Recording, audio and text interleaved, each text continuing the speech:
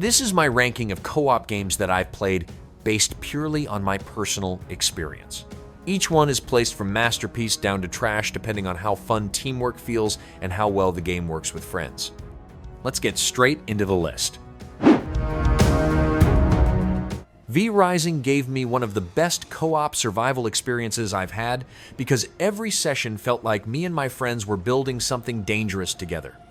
I liked hunting powerful bosses, unlocking new vampire abilities, and slowly turning our small hideout into a huge gothic castle packed with crafting stations and decorations.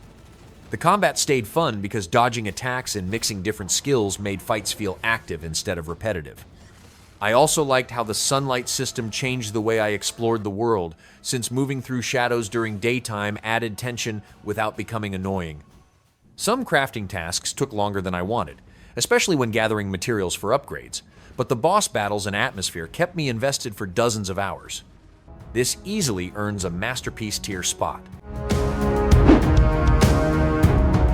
State of Decay 2 kept me hooked because every co-op session turned into a messy survival story where simple supply runs could suddenly become total chaos. I liked building a community with my friends, searching abandoned towns for fuel, medicine, and food while zombie hordes wandered nearby. The game balanced tense moments and funny disasters, especially when somebody panicked, crashed a car, or made too much noise during a stealth section. I also enjoyed switching between survivors because it made the group feel important instead of focusing on only one character. The base building systems were easy to understand, and upgrading facilities gave each run a sense of progress. The glitches and awkward multiplayer setup could become annoying at times, but I had fun with it. This lands in the good tier. Holdfast Nations at War immediately became one of the funniest co-op games I've played because every match felt unpredictable once hundreds of players started shouting, charging, and firing muskets at each other. I liked how the slow reload speed forced my team to stay together instead of running around like a normal shooter. Some battles turned into organized firing lines, while others became complete chaos with cavalry charges, sword fights, and music blasting through voice chat. I also had fun trying different classes, because switching from infantry to medic or musician changed the experience a lot. The community added so much personality to every match, and even losing battles created memorable moments with friends. The movement could feel slow, and the melee combat sometimes became messy during crowded fights. Still, this marches into my excellent tier. No Rest for the Wicked caught my attention with how heavy and dangerous every fight felt, especially when playing alongside friends during difficult areas packed with aggressive enemies and tight spaces. I liked that combat required patience instead of mindlessly attacking because timing dodges, parries, and positioning actually mattered during battles. The dark fantasy world also looked incredible, with detailed environments, dramatic lighting, and huge structures that made exploration feel rewarding even during slower moments. I spent a lot of time rebuilding the town, upgrading gear, and experimenting with different weapons since each one handled differently enough to keep combat interesting. Some systems still felt rough because inventory management and resource gathering could become annoying during longer sessions, especially with the game still being in early access. This gets a place in the great tier. Helldivers 2 turned nearly every mission into pure panic once my squad started getting surrounded by giant bugs, missiles, and non-stop explosions from all directions. I liked that the game constantly pushed us into stressful situations where teamwork mattered, because wasting supplies or calling support abilities at the wrong moment could ruin the entire mission. The combat felt satisfying the whole time, especially when combining airstrikes, turrets, and heavy weapons against huge enemy waves during extractions. I also had a lot of fun with the accidental chaos caused by friendly fire since somebody in the group was always getting blown apart by a badly timed stratagem. The progression system kept me interested too because unlocking stronger gear opened up more ways to approach difficult fights. This easily stands among my masterpiece tier. Avatar: Frontiers of Pandora kept giving me reasons to wander off with friends because the world looked incredible and almost every area felt alive with strange plants, huge forests, and glowing nighttime landscapes. I liked exploring the environment together, searching for crafting materials, clearing RDA bases, and flying across Pandora on Ikran mounts once we unlocked them later in the game. Combat also stayed entertaining because sneaking through enemy camps with bows felt very different from using stolen human weapons during louder fights. The crafting and cooking systems added more depth than I expected, even if inventory management sometimes became frustrating during longer sessions. I also enjoyed how the game encouraged careful hunting and exploration instead of rushing through objectives non-stop. Some missions followed the usual Ubisoft structure too closely, but the atmosphere carried the experience hard. This goes into my great tier. Sons of the Forest created the kind of co-op survival experience where even simple exploration became stressful once darkness fell and strange noises started surrounding our group in the forest. I liked how the island constantly felt dangerous because cannibals didn't always attack immediately, which made encounters much more tense than fighting normal enemies in other survival games. Building large bases with friends also became a huge part of the fun, since the construction system allowed us to create detailed shelters almost anywhere on the map. The caves were probably my favorite part, because every trip underground felt risky once supplies, ammo, and flashlight batteries started running low. I also enjoyed how the changing seasons affected survival and made the world feel more alive during longer sessions. This earns a comfortable spot in my excellent tier ranking. Dead Island 2 gave me a much more chaotic co-op experience than I expected because nearly every session turned into non-stop zombie destruction with explosions, electric traps, and ridiculous melee weapons everywhere. I liked exploring the different districts with friends since there were always locked rooms, hidden loot, and strange side quests waiting around the next corner. Combat stayed entertaining because the weapons felt powerful, especially once we started using elemental upgrades and environmental hazards to wipe out huge groups of zombies at once. The game also never took itself too seriously, which made the funny dialogue and absurd situations fit perfectly with the over-the-top action. Some backtracking became annoying later on, and the difficulty stopped feeling dangerous after a while once stronger gear became common. This lands in my good tier. GTFO constantly kept my group on edge because every expedition felt like we were entering a place where absolutely nothing wanted us to survive. I liked how much the game depended on teamwork, especially during stealth sections where we had to move slowly, avoid making noise, and perfectly time melee attacks against sleeping enemies. The tension became even stronger during huge defense moments because running out of ammo or placing equipment badly could ruin an entire mission within seconds. I also enjoyed how planning mattered just as much as combat, since my squad spent lots of time discussing sentry placement, escape routes, and resource management before opening dangerous security doors. The difficulty could become brutal, and long missions sometimes turned exhausting after repeated failures. This earns a well-deserved place in my great tier.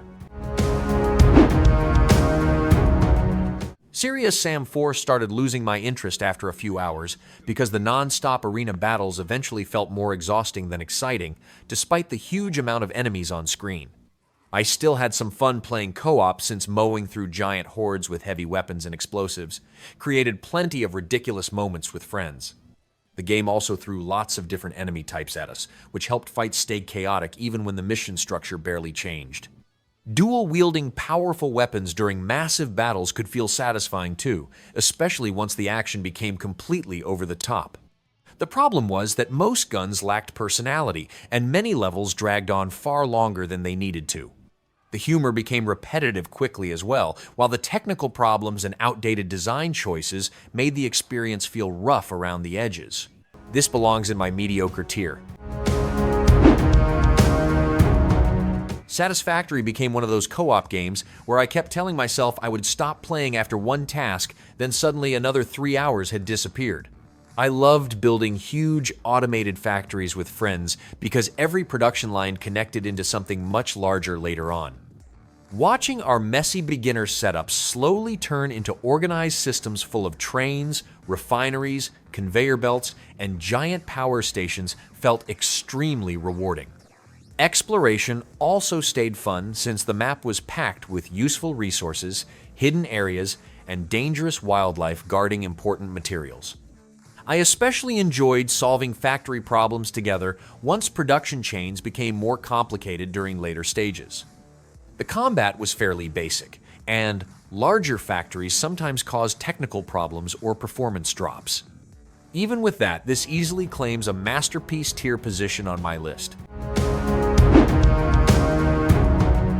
Everwind opens a new kind of co-op adventure where I spend most of my time exploring floating islands, gathering resources, and slowly improving gear while moving between sky locations.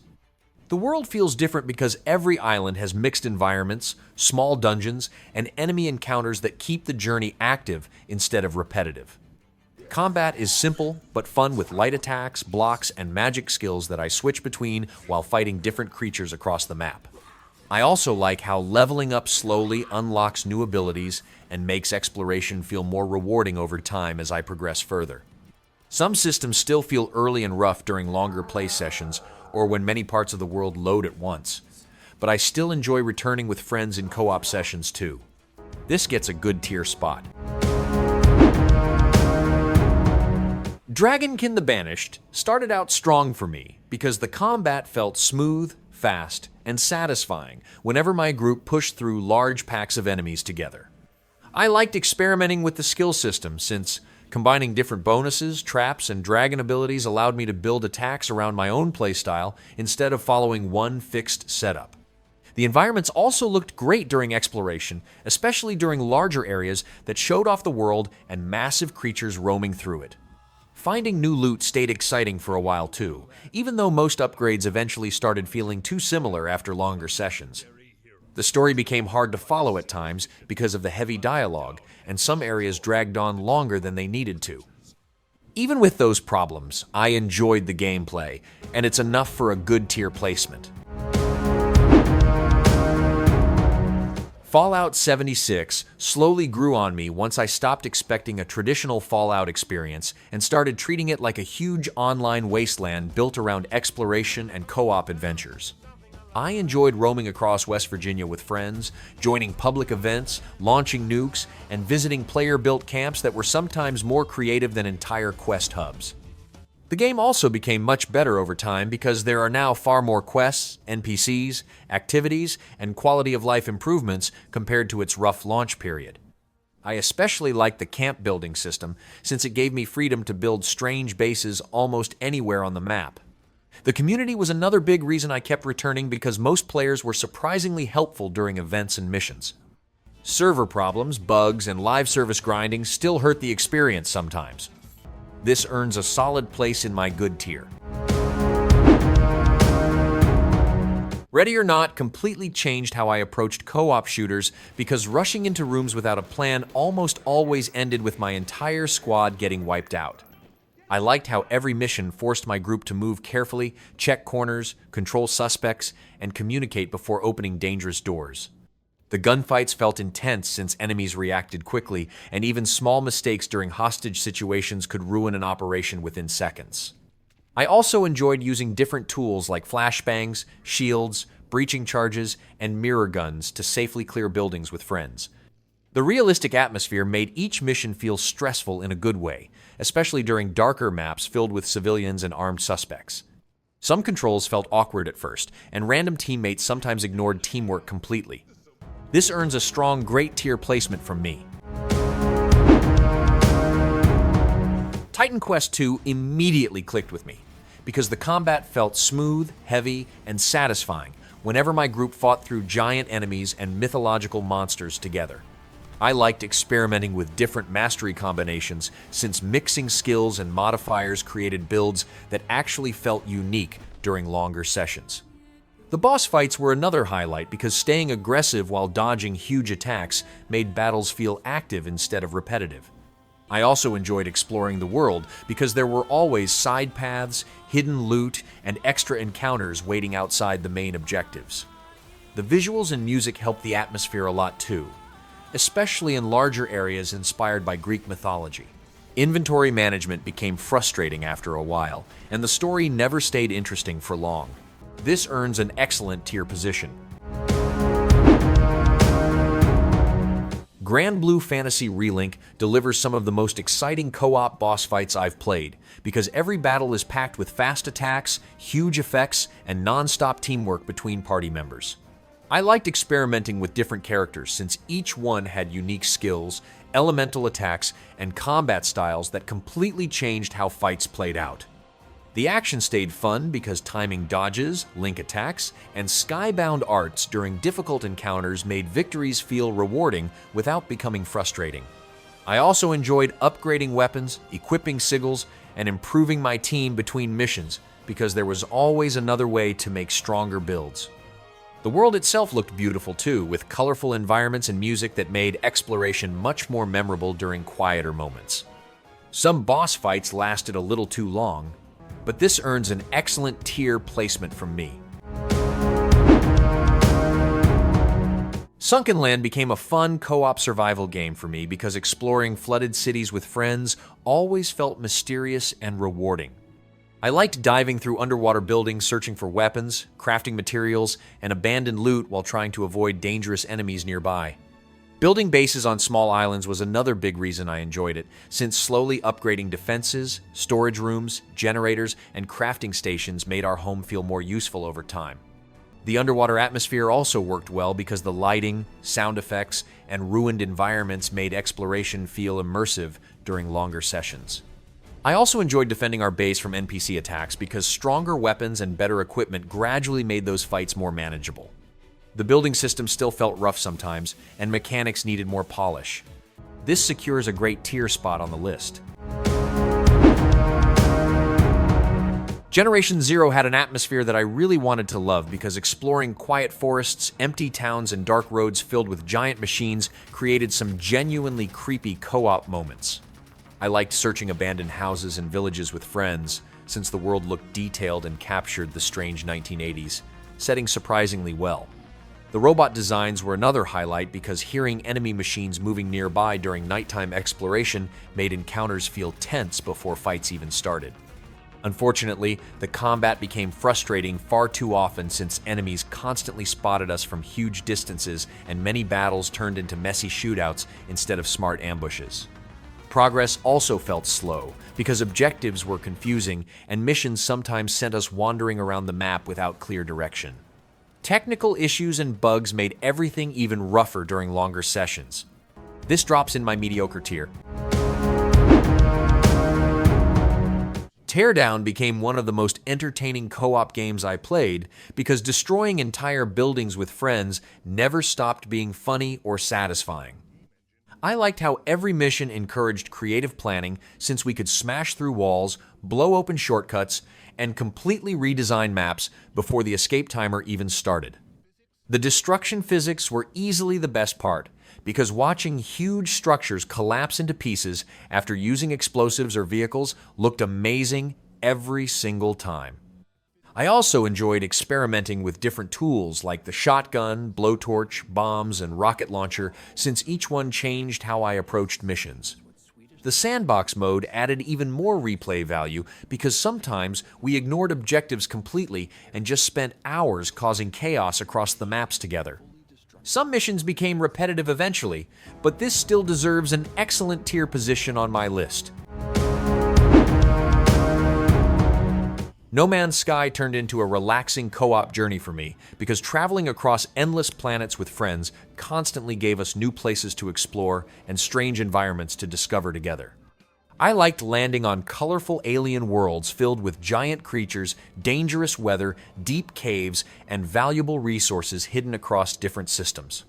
Flying from space directly onto a planet without loading screens still looked impressive even after many hours of exploration. I also enjoyed upgrading ships, building bases, and improving equipment while slowly expanding everything my crew could do during longer sessions.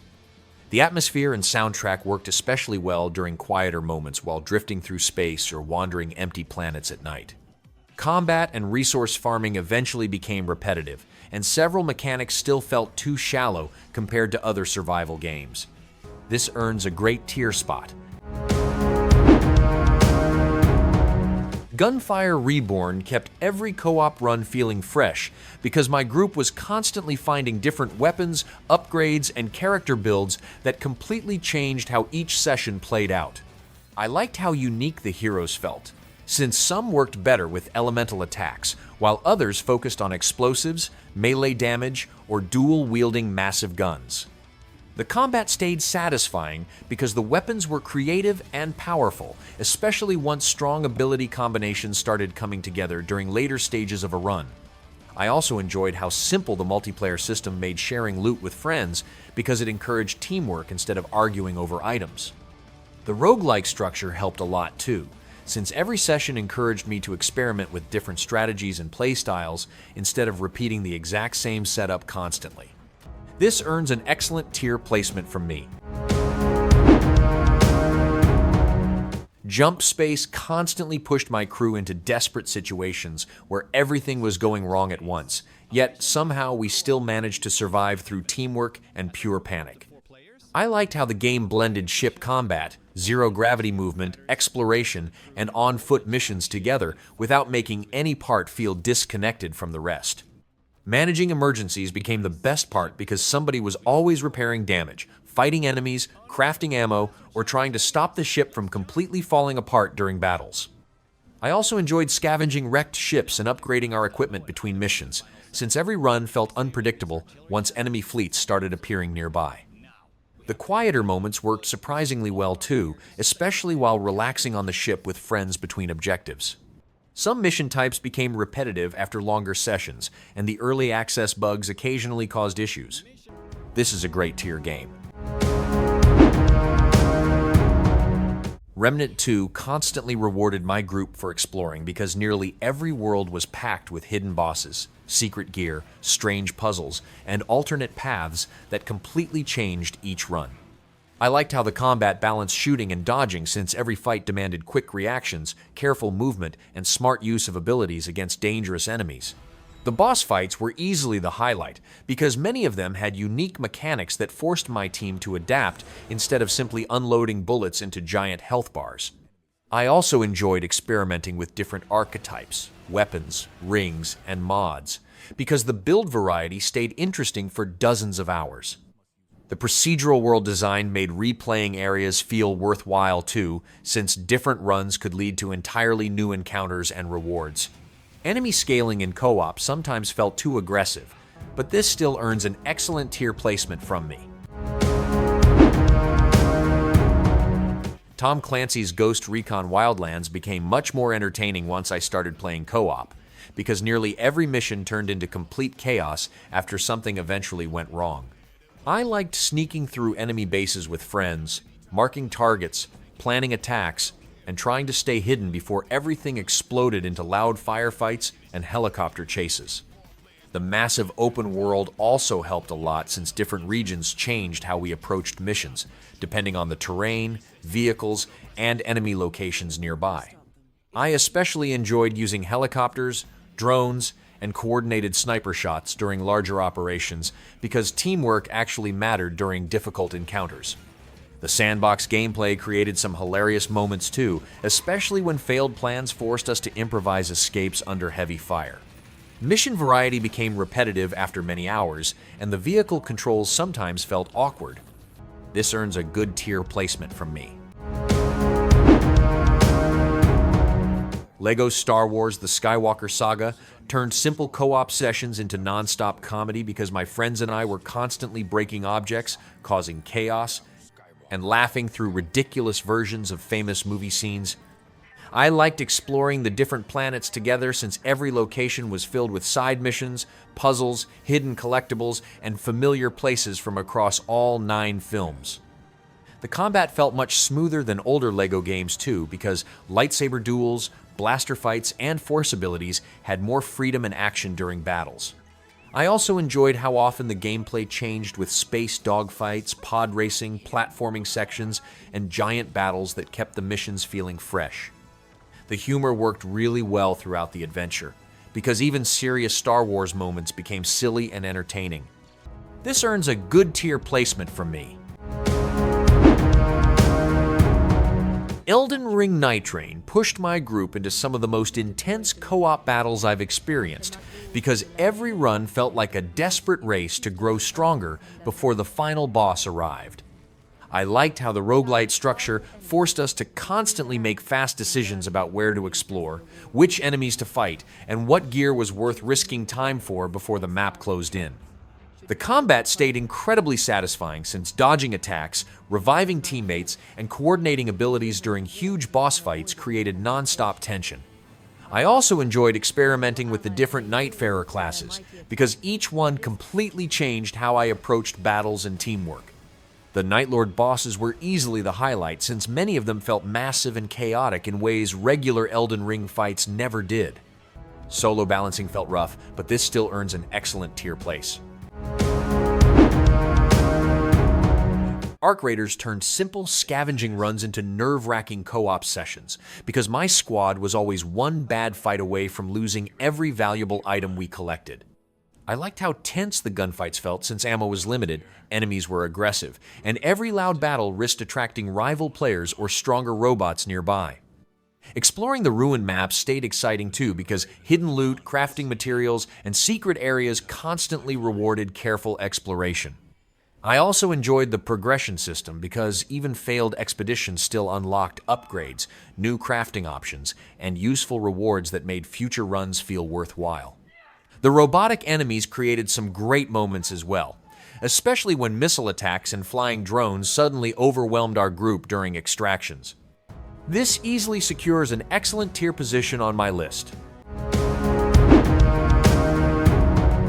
Evil West became a really fun co-op action game for me, because nearly every fight turned into complete chaos filled with explosions, electric attacks, brutal melee combos, and monsters flying across the arena.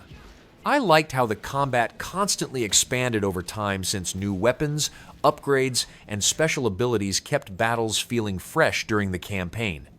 Smashing enemies with the electric gauntlet while switching between shotguns, rifles, flamethrowers, and powerful gadgets felt satisfying almost the entire way through. I also enjoyed the weird Wild West setting because the mix of vampires, giant monsters, creepy locations, and over-the-top characters gave the game its own personality. The co-op gameplay worked especially well during larger fights where teamwork helped manage stronger enemies and crowded arenas. Enemy variety eventually became repetitive, but the action stayed entertaining throughout. This earns a strong, great tier placement from me. Bellwright became the kind of co-op game where my friends and I kept spending hours improving our settlement because every small upgrade made the village feel more alive and useful. I liked how much freedom the game offered since we could focus on gathering resources, expanding villages, crafting equipment, or exploring the open world whenever we wanted. Watching tiny camps slowly turn into busy settlements filled with farms, workers, storage buildings, and defenses became one of my favorite parts of the experience. I also enjoyed how villagers helped with construction and daily jobs because it made the world feel active as our community expanded further. The atmosphere worked really well too, especially during peaceful mornings while traveling through forests and nearby villages. Combat felt rough during the early hours, and several bugs still needed polishing. This lands in my good tier. Sea of Thieves created some of the funniest co-op moments I've experienced, because every voyage could suddenly turn into a massive ship battle, a desperate escape, or complete disaster within seconds. I liked how much teamwork mattered since somebody always needed to steer the ship, repair damage, fire cannons, adjust sails, or watch for enemy crews nearby. Naval combat stayed exciting because fights rarely played out the same way once cursed cannonballs, boarding attacks, harpoons, and sea monsters started causing chaos during battles. I also enjoyed how relaxing the quieter moments could feel while sailing across the ocean, fishing, searching islands, or hunting treasure with friends. The world itself looked beautiful too, especially during storms and nighttime voyages across the sea. Some missions eventually became repetitive, but the unpredictable player interactions kept everything entertaining. This is a great tier game. Dying, Light the Beast kept my co-op sessions intense because traveling across rooftops at night while huge groups of infected chased my team never stopped feeling stressful. I liked how smooth the parkour system felt, since jumping between buildings, sliding under obstacles, and escaping dangerous areas made simple movement fun on its own. Combat also stayed satisfying because smashing zombies with melee weapons, drop kicks, explosives, and brutal finishers created non-stop chaos during larger fights. I especially enjoyed the new beast abilities because turning into a monster and tearing through infected with raw strength felt ridiculous in the best way possible.